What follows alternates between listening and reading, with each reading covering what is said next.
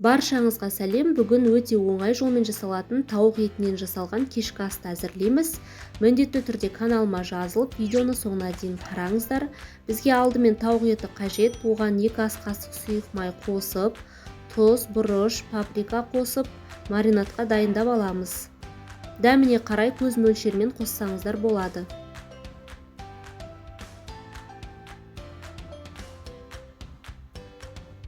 Енді картоп пен сәбізді турап аламыз.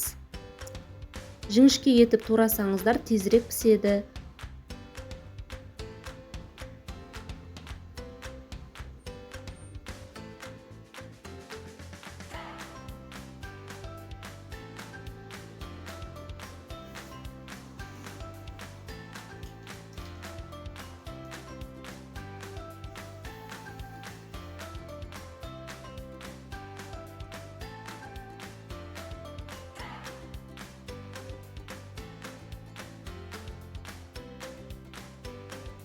Енді қызанақты бөліктерге бөлеміз.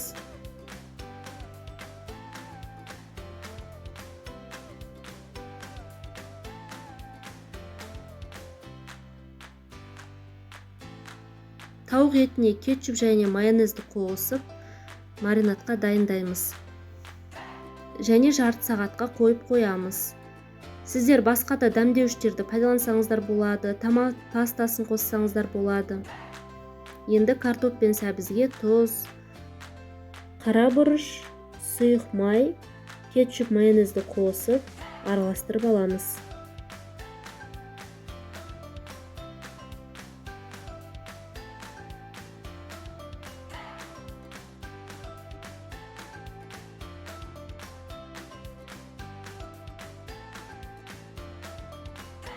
Енді майланған формамызға картоп, сәбіз, тауық етін және қызанақты салып шығамыз. Табаны жақсылап майлап алу қажет. Және 180 градусқа 40-45 минут аралығында пісіріп аламыз.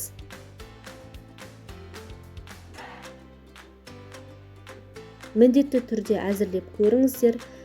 Өте тез дайындалады, әрі өте дәмді болып шығады.